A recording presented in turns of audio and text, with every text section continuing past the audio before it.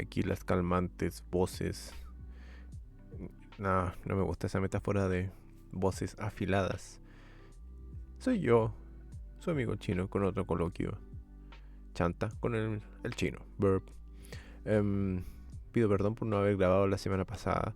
Estaba en una mezcla entre como desajuste emocional y tanto como a nivel emocional como a nivel, no sé si intelectual, no quiero decir intelectual, hablar de películas, no necesariamente, pero saben, como yo he mencionado en más de una ocasión, lo importante que es no solamente revisitar películas, sino como que revisitar opiniones y de a poco como ir revisando la evolución tanto personal como del material y el medio mismo.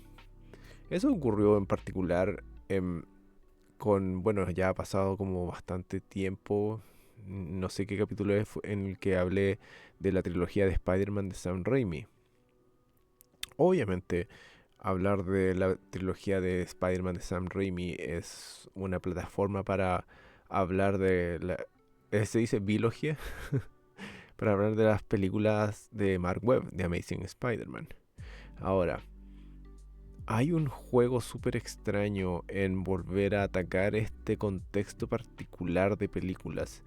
Cuando hablé de la trilogía de Sam Raimi, una de las cosas que rescaté hoy 2026 post MCU y todo, es como el carácter de independencia que tienen las Spider-Man de Sam Raimi. Se ven, se sienten y se leen como un experimento tan inocente, tan libre, y logra un equilibrio súper decente entre tratar de cohesionar un microuniverso como a la vez de hacer historias independientes. En ese entonces, por ejemplo, mencioné algunos de los vicios de esas películas de ese tiempo, como el, no sé, matar a los malos y hacer como ciclos muy cortos, como con un poco faltos de cohesión. Onda que Doctor Octopus se muera en la segunda no es menor. Ahora bien, desde que hice ese capítulo, obviamente que iba a hablar nuevamente de Amazing Spider-Man en su momento. ¿Y por qué digo nuevamente? Porque en el antiguo podcast que tenía yo con mi amigo Necocho, le dedicamos un capítulo entero a la saga de Amazing Spider-Man. Y bueno, fue como extraño volver a revisitar también esas opiniones y volver a revisitar ese contexto. Yo siempre me he considerado un defensor de Amazing Spider-Man. Me acuerdo cuando las vi en su tiempo, rescaté mucho la calidad visual, rescaté mucho, especialmente a Andrew Garfield y a Emma Stone, que es mi actriz favorita quizá de todos los tiempos, en sus retratos de Peter Parker y de Gwen Stacy.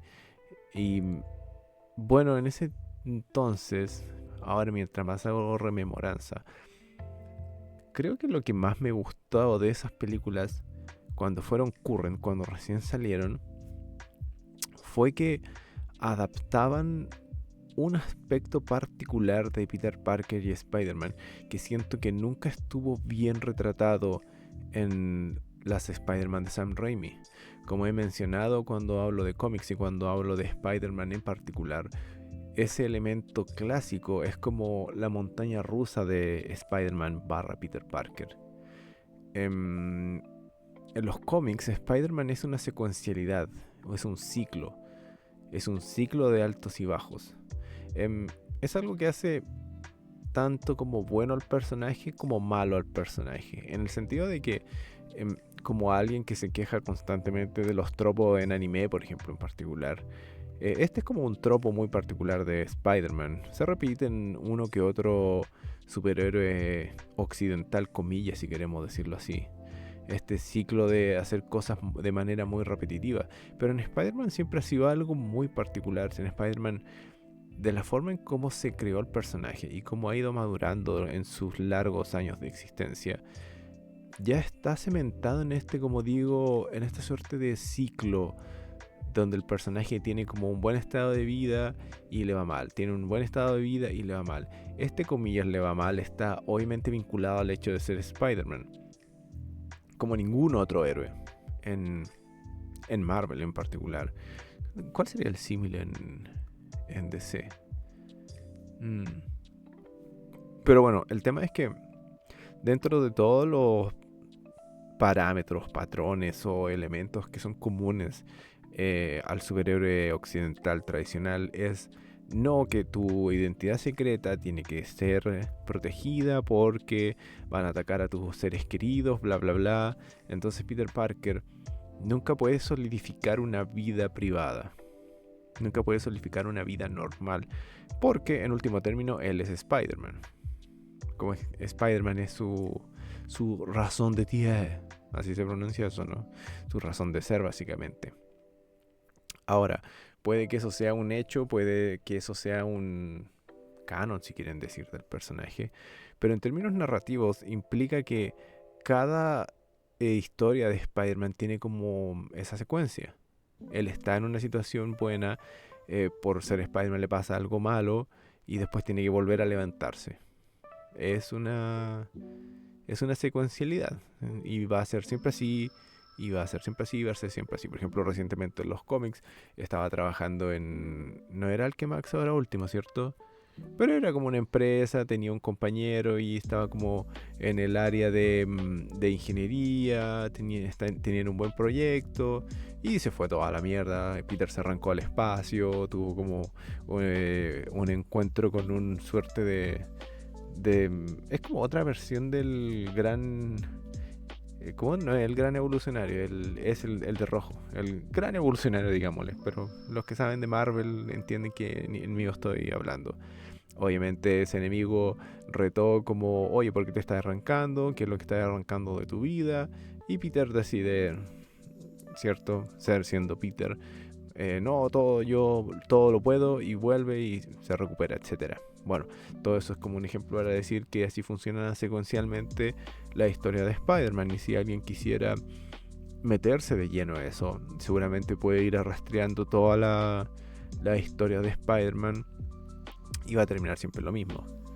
Obviamente basta con solamente ver su relación con Mary Jane, que como lo mencioné también en mi capítulo en uno de mis capítulos de cómic que hablé de Ultimate Spider-Man, ese es como uno de los encantos de Ultimate Spider-Man, como una suerte de demostración práctica de que en una realidad como plausible en que Peter y Mary Jane desde hecho tienen una relación estable, puede ser algo más entretenido, y es algo que Marvel no lo ha hecho no solamente en Ultimate Spider-Man, cuando sacaron esa miniserie de Renew Your Vows, que fue bastante popular, que Mary Jane también se transformó en un Spider People, etcétera, etcétera. No es algo normal, pero sin embargo, en la línea temporal normal de Spider-Man, solo basta con ver su relación con Mary Jane para ver los altibajos que determinan al personaje.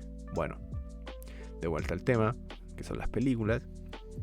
En la Spider-Man de Sam Raimi, algo que siempre estuvo un poco fallido ahí, fueron que si vemos, como digo yo, este patrón de Spider-Man, de estos de altibajos, si lo pensamos como montañas y valles, por ejemplo, la gracia es que las altas montañas se condigan con un alto valle, o sea, con un bajo valle, ¿cierto? Como no estamos diciendo que no estoy diciendo que esta sea una relación necesaria, de que mientras más feliz la caída es más triste, no estoy diciendo que sea necesariamente así, pero digo que este vaivén, esta montaña rusa, en el caso de Peter Parker como personaje, no puede ser tan sutil.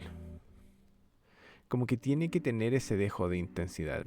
Como lo introduje a través de los cómics recientemente, ese es el carácter máximo del personaje. Es esa intensidad de mezcla entre sufrimiento y... ¿Cuál es lo opuesto de sufrimiento? No puede ser el placer. Pero se entiende el punto. En el caso particular de las Spider-Man de Sam Raimi, lo que ocurrió ahí es que Peter Parker como personaje es muy plano. Claro, tiene cosas buenas, tiene cosas malas, pero Peter Parker es como plano. No es hasta sino Spider-Man 3, irónicamente de todas, en que de verdad su alegría, por decirlo de alguna forma, lo afecta de manera negativa y lo convierte en el arrogante que al final termina siendo como caído, ¿cierto? Esa es como toda la dinámica de Spider-Man 3, básicamente, in a nutshell, ¿cierto?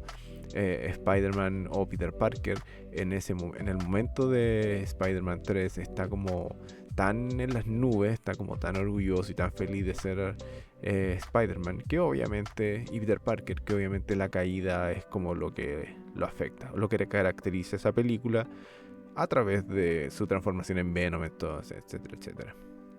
El punto es que en ese entonces, cuando terminas de ver las películas de Sam Raimi, pasaron el periodo de años que pasaron entre, digamos, Sam Raimi y Amazing, o Spider-Man y Amazing Spider-Man. Pasó ese tiempo y de a poco, cuando tú te acercas a Amazing Spider-Man, te das cuenta que ellos adoptaron una narrativa súper monótona. Y este es como mi punto clave, el punto algíbico, no. ¿Cuál es esa palabra? El punto clave, lo esencial que a través de los tiempos, yo como espectador y como fan de estas películas, es el punto que ha ido cambiando, que es el tono, monotono, que tiene Amazing Spider-Man. Amazing Spider-Man decidió por algún motivo darle un tono, no es oscuro, no es como gritty reboot, sino que es como un tono triste. Amazing Spider-Man 1 y 2 son sorprendentemente tristes. Y años atrás, tanto cuando la vi por primera vez como cuando hice mi primer capítulo, ahora viéndolos atrás, yo ahora lo veo y veo que mi disfrute de esa tristeza fue ver a Peter Parker Spider-Man en este punto valle. Iba a decir horario valle como en el metro. Es verlo en este punto valle, es verlo en este punto bajo. Y fue como suplir una necesidad que las películas anteriores no me dieron. Ese fue el gusto, ese fue el atractivo, y eso fue lo que en mi mente mantuvo a Amazing Spider-Man como una buena versión de. Pero las vi, no esta semana, no, hace 2 semanas. Las vi hace 2 semanas. Y ocurrió ese fenómeno en que estoy viendo lo que me gustó en instancias pasadas. Y me estoy dando cuenta que ahora no me gustó tanto. Es curioso, porque, claro, como traté de introducir el concepto, cinematográficamente, cuando Amazing Spider-Man salió, yo sentía que esto era algo que le faltaba al personaje, como gravitas. Pero cuando tú ves Amazing Spider-Man, hay una suerte de maquinación súper compleja, inflada, como hasta un poco extraña, en el que todo parece, ¿cómo se dice? Conspirar. Todo conspira en contra de la felicidad de Peter Parker. No por nada Amazing Spider-Man comienza con... se meten mucho en la historia de los papás por sobre los tíos. Y de principio, desde el primer momento en que sale Peter Parker, es un adolescente triste, perturbado porque perdió a los papás. De entrada uno diría, bueno, esa caracterización puede que no sea tan mala. Y efectivamente no lo es, porque Andrew Garfield, para gusto de muchos, entrega una performance bastante matizada. Es un Peter Parker triste por defecto, pero la performance de Andrew Garfield te la da como un hueón con chispa.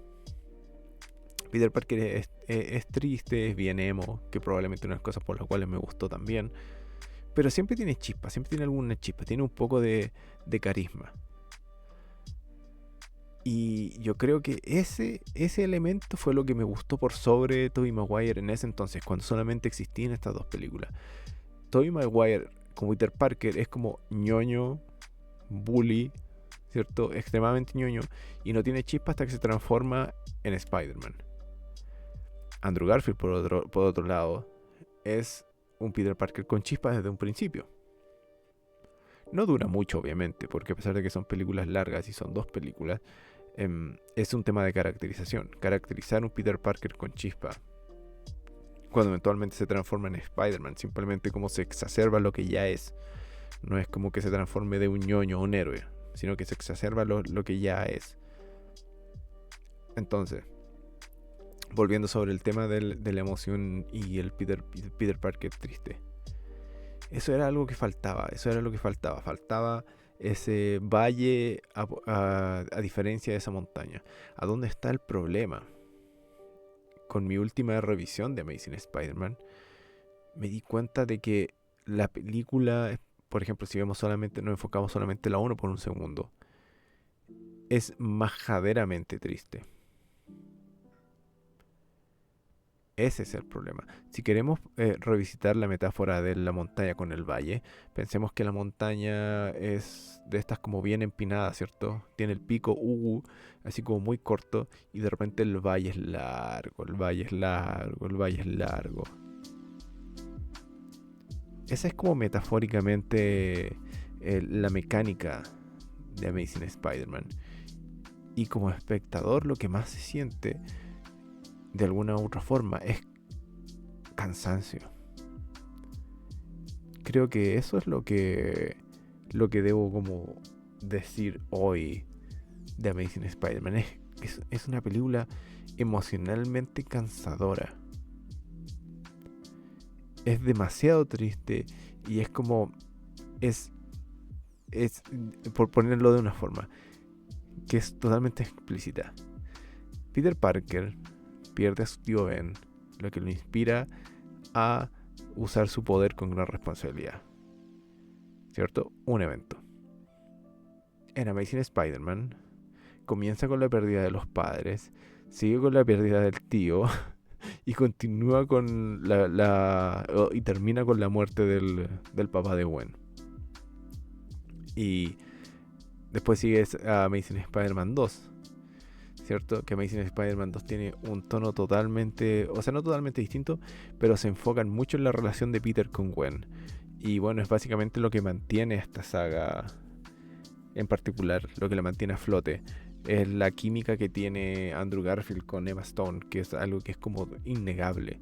Es tan on point, es tan perfecta. Literal es lo que mantiene la película. Y es lo que en mi recuerdo, perdón, lo recordaba como lo más disfrutable. Porque Amazing Spider-Man 2 se enfoca tanto en su relación y tienen tanta química y está tan bien actuado de que obviamente tu recuerdo va a ser del disfrute.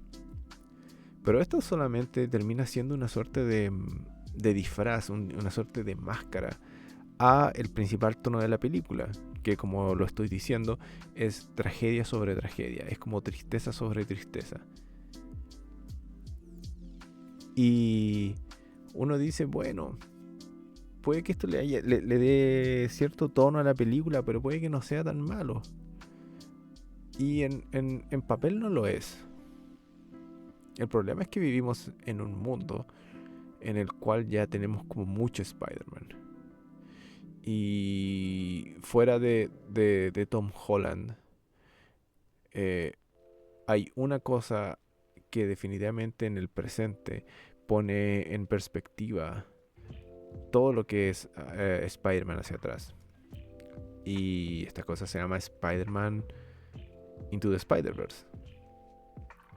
Las películas de Spider-Verse demostraron un logro único en lo que se refiere a contar historias de Spider-Man, y es el equilibrio perfecto entre esta metáfora que estoy hablando del cerro con el valle. El equilibrio perfecto entre drama, comedia y bueno, básicamente la capacidad de Peter Parker o Miles Morales en el caso de Amazing Spider-Man de surcar estos elementos y de en último término, como que usarlos a favor de contar una historia que te da un espectro de emociones mucho más amplio. Y no sé, es como súper extraño como decir que no te gusta exactamente lo que te gustaba antes, solamente porque salió un ejemplo mejor después. Como que eso implica de alguna forma que no tienes nada que rescatar de lo original, de lo que te gustaba en un principio. Y la respuesta es no, la respuesta es como que revisitar cosas hacia el pasado. No es simplemente como para borrarlas o simplemente como para decir, oye, esto fue y ahora no es. No es como un blanco y negro. Es un tema de perspectiva. Es un tema de que eh, cuando existía Amazing Spider-Man, era la película de Spider-Man. Entonces, si vamos a hablar un poco de Amazing Spider-Man solo como experimento y vamos comparando puntos que hemos tomado en cuenta antes, Amazing Spider-Man 2 ni siquiera tuvo la soltura que tuvo la de Spider-Man de Sam Raimi. Y hay algo que ya en ese entonces le ponía presión a la historia en sí, que Amazing Spider-Man, no sé si querían hacer más de 3 películas, pero obviamente querían hacer por lo menos 3 películas, y hay elementos conectores entre las películas que ya te hacen... no sé si en ese entonces existía tanto como al menos yo no recuerdo tener en mente el tema de las grandes franquicias y eso. Era como que no sé, veías las películas de X-Men o algo así y había algo de conexión. Llegar al estado mental que tenemos hoy con los productos de Marvel, obviamente no estaba. Entonces uno se pregunta qué tanto le añade o le quita esto a la película. Yo creo que no lo lleva a ningún extremo, pero definitivamente restringe un poco el impacto de las cosas que están haciendo. Entre Amazing Spider-Man 1 y Amazing Spider-Man 2, claramente hay una narrativa que tiene que ver con el papá de Gwen. ¿Cómo se llama? George. George, ¿cierto? George Stacy. Si eso me suena. Es claramente un elemento que escribieron o metieron en ambas películas y como que va persiguiendo el elemento. Y eso te da a entender de que escribieron Amazing Spider-Man como una secuencia. Porque obviamente, spoiler, en Amazing Spider-Man 2, todo el clímax, todo el impacto de la película es la muerte de Gwen Stacy, un evento canónico utilizando terminología de Into the Spider-Verse, muy tradicional en la historia de Spider-Man. ¿Y a dónde nos iba a llevar eso? Creo que ver esas películas ahora, ver esta secuencialidad y descubrir que no termina, le añade un factor de frustración que, si bien no es culpa de las películas, es imposible que no cambie tu percepción sobre ellas. Es súper difícil ahora ver Amazing Spider-Man 2, darte cuenta que todos los créditos están poco menos ticiando el Sinister Six. Y weón, es como...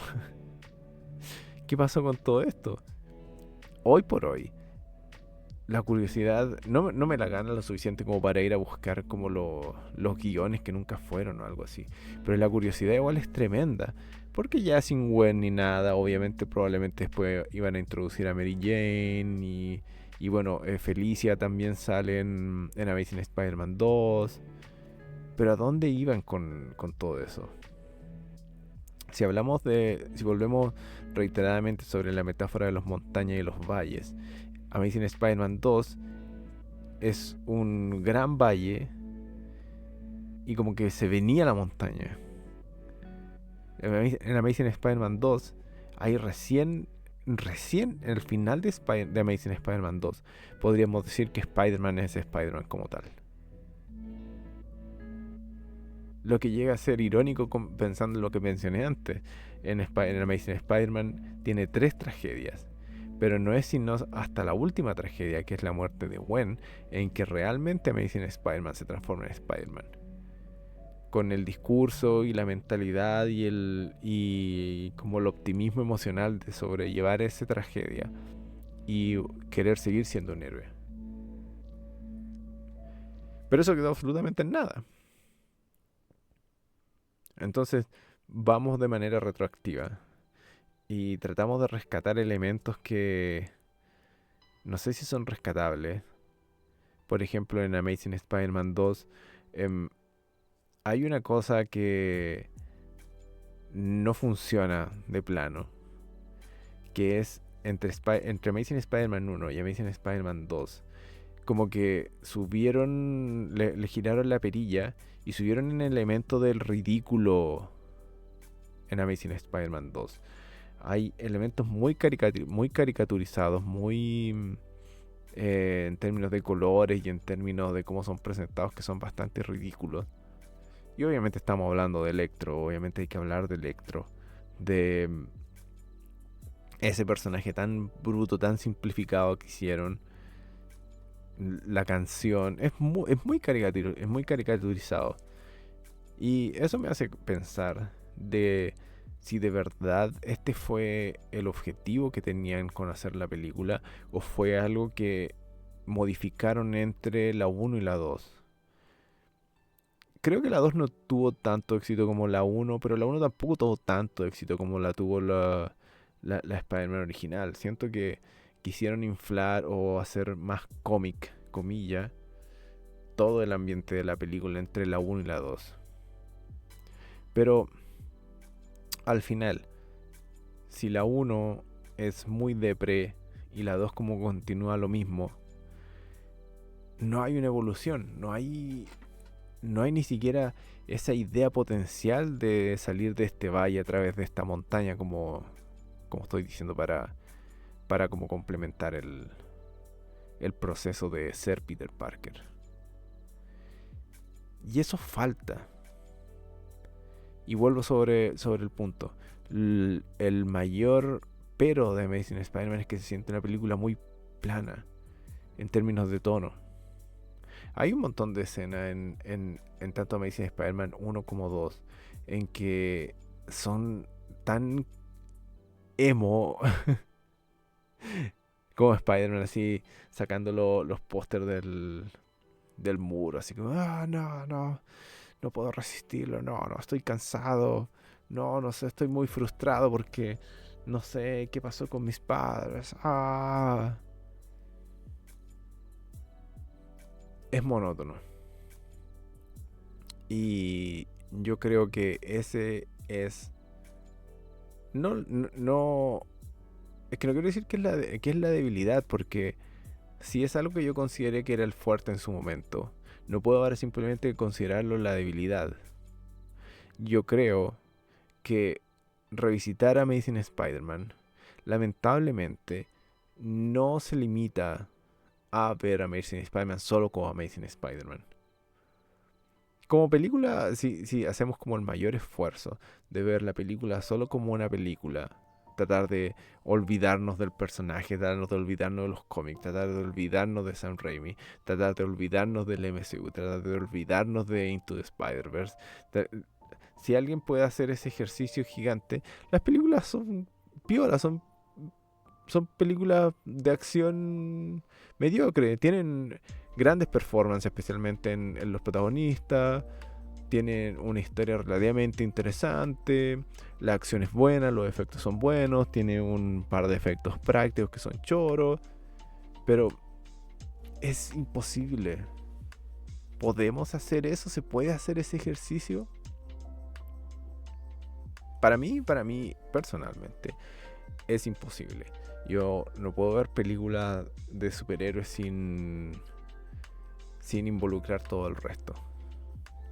¿Es esto justo? No, como que podemos como simplemente comparar los Peter Parkers y ver la weá. Tú puedes decir que no. Puedes decir que no es justo, que hay que verlos por separado.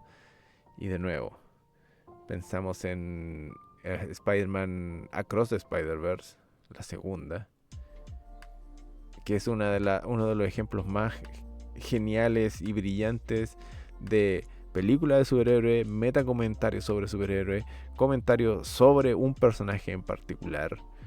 Y bueno, sin meternos a hablar de esas brillantes películas, ¿quién sale en un momento en Spider-Man Across the Spider-Verse?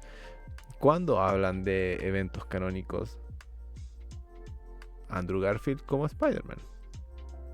De alguna forma, esto es un recordatorio.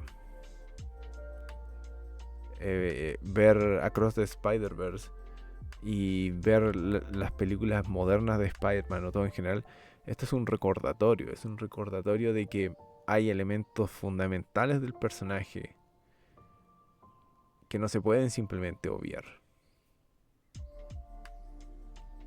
Entonces, hoy por hoy, para mí, ¿es Amazing Spider-Man una buena película o una mala película? ¿Dónde las pongo en comparación al resto? Hoy por hoy, creo que las de Tobey Maguire son mejor que las de Amazing Spider-Man. Porque, como lo mencioné en su respectivo capítulo, se le rescata mucho la soltura, la falta de presión y como ese feeling así casi como de niño jugando con juguetes nuevos que tienen las películas de Sam Raimi. Amazing Spider-Man, por otro lado, no son malas, pero el hecho de que la hayan cambiado, que hayan cambiado el tono, que lo hayan modificado de la manera en que eventualmente fue, y lo hayan hecho de esta forma tan monótona, para bien o para mal, que es como el aspecto más triste de, como dije, este valle emocional que es Peter Parker. El hecho que la hayan hecho así la condiciona. La condiciona a que cuando uno la ve es imposible salirse de eso. Es imposible ver más allá. La química entre Peter y Gwen es lo más rescatable de estas películas. Lo que más las salva. Es como la suerte de pequeña luz en la oscuridad. Pero aún así, no podemos decir que son derechamente buenas, porque ya vivimos en un mundo en que hay ejemplos mucho mejores con el mismo material. Y bueno, antes de que digan de que es injusto comparar Into the Spider-Verse, que incluye mucho otro Spider-Man comparados con Amazing Spider-Man, puede ser, pero aún así eso no quiere decir de que no pueda lograrse. Y cómo lo logra, especialmente las películas de Spider-Verse, cómo logra mantener esta como liviandad, como con talla y como con establecer un mundo base más bien positivo que negativo, que es lo que no hace Amazing Spider-Man. Amazing Spider-Man es, como dije, majadera y constantemente recordándote la tristeza y la tragedia que es ser Peter Parker de manera constante. En ningún momento hay como real positividad.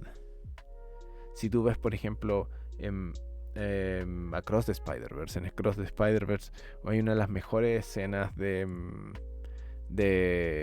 la película en que Miles tiene una interacción con Río, su mamá, en que Río intuye de que Miles está pasando como por un momento brígido, ¿cierto?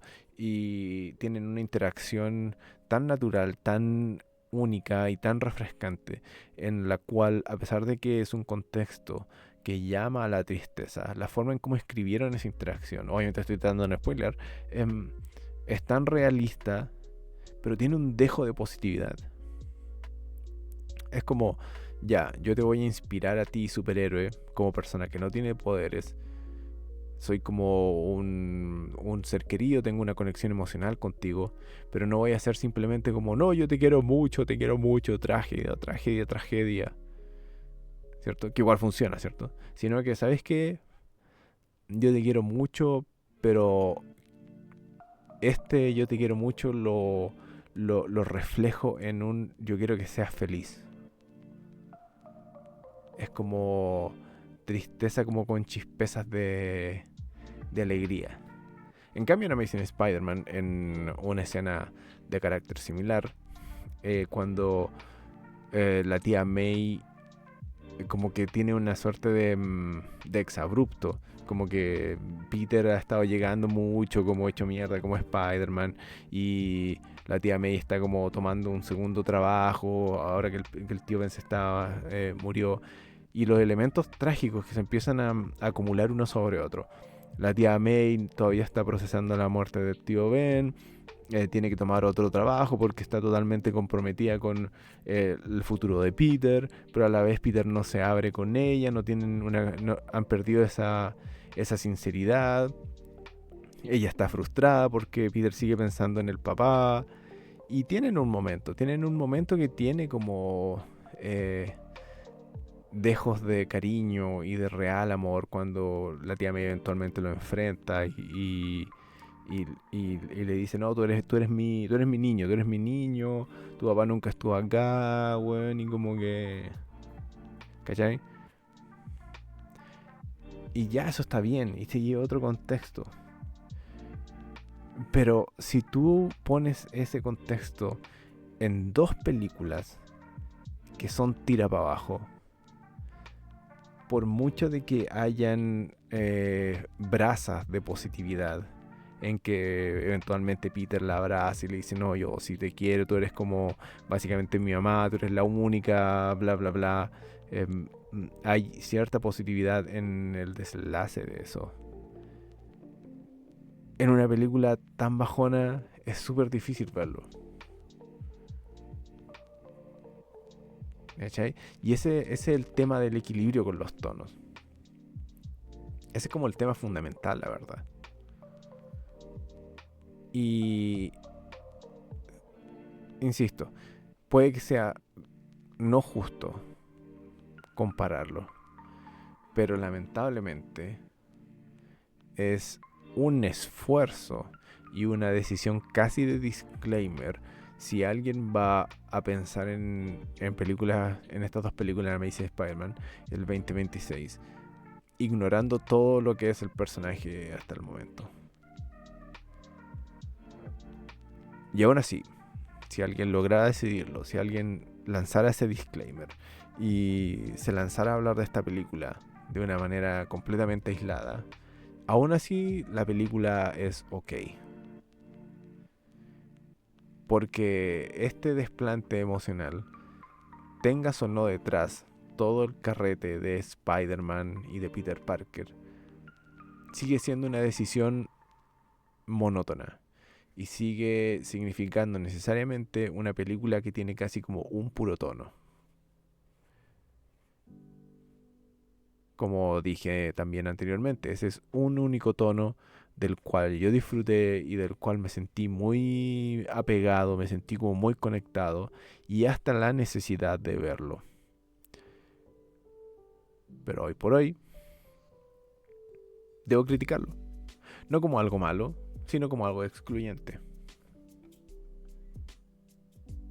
Entonces, más o menos cerrando el capítulo de hoy, una revisitación a un par de películas de que, insisto, por mucho que la veamos como parte del gran universo de Spider-Man que es ahora, igual tienen su encanto. Tienen su encanto por sobre todo en Peter y Gwen, que es una química que es impresionante. Y bueno, en Peter, en Andrew Garfield como Peter Parker, que si bien uno puede decir muchas cosas de... ¿Cómo se llama la Home? Bueno, la Spider-Man en que salen los tres. Ahí tienes otro ejercicio. Ahí tienes otro ejercicio de de pensar tres performances de un mismo personaje que tuvieron una oportunidad en un contexto, en una coyuntura temporal muy específica y hicieron lo mejor que pudieron con lo que tienen. De alguna forma yo creo que lo hicieron para prestarle un poco más de ropa ¿cómo se llama el weón? Bueno, el último Peter Parker. Se me olvida el nombre del weón. De alguna forma lo hicieron para prestarle ropa y para ponerlo en perspectiva. Que este gran elemento que, como digo, existe en los cómics, es tan difícil de retratarlo en las películas.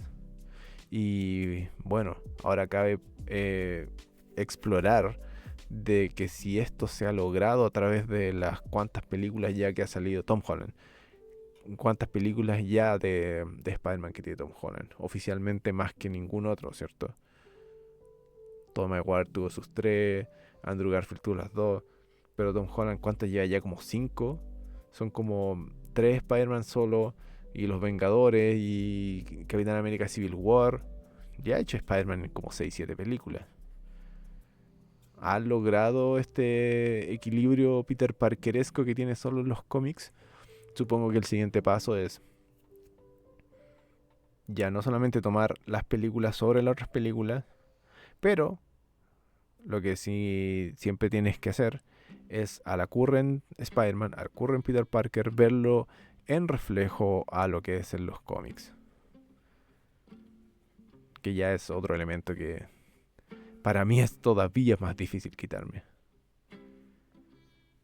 Pero bueno, Amazing Spider-Man, ahora, hoy por hoy, 2026, un pie de página, un momentito, un paréntesis en la larga y interminable historia de Spider-Man y Peter Parker, y con el éxito que han tenido las últimas, quién sabe qué van a hacer de aquí a 10 años más, si algún día Tom Holland se aburre y sacan a un nuevo Peter Parker, quizá con qué van a salir. En ese entonces, cuando teníamos solamente a Tobey Maguire y a Andrew Garfield, era chistoso, simpático, curioso, como ver distintas representaciones. Algún día tendremos otra, y la siguiente, no sé, va a tener otra de estas Spider-Mans nueva, y van a juntarse los 4 y vaya a poder ver el contraste entre 4 Peter Parkers. ¿Quién sabe? Lo que es, yo me quedo con mis buenos recuerdos de Amazing Spider-Man, cuando la vi por primera vez, cuando me gustó mucho, con las sensaciones y mi disfrute por la película en ese contexto, y me quedo con, al mismo tiempo, con las críticas y con la perspectiva actual, que es una mucho más crítica, y es de una película, porque es una película mucho más monótona. Y ya, claro, tampoco nos vamos a hacer la ilusión de que las cosas son iguales siempre. Si una película está bien hecha, como que sobrevive todos los tiempos y es buena por siempre, no lo sé. Esa es una muy buena pregunta. Si una película está bien hecha, sobrevive por siempre, o en algún momento ocurrirá algo, una perspectiva que cambie esa perspectiva, valga la redundancia. No sé, yo lo único que sé es que hay gente que ve El Ciudadano Kane y se aburre. Todo sea por quedarse dormido con películas clásicas. Con esa mini reflexión dentro del capítulo, me despido y nos vemos en una próxima ocasión con otro nuevo capítulo dedicado a Peter Parker, porque la tentación de dedicarle un capítulo a las películas de Spider-Verse es demasiada. ¿Lograré evitarlo? No lo sé, ahí lo veremos. Hasta ese entonces, se me cuidan, gracias por escuchar y la buena onda. Cuídense mucho, bye bye.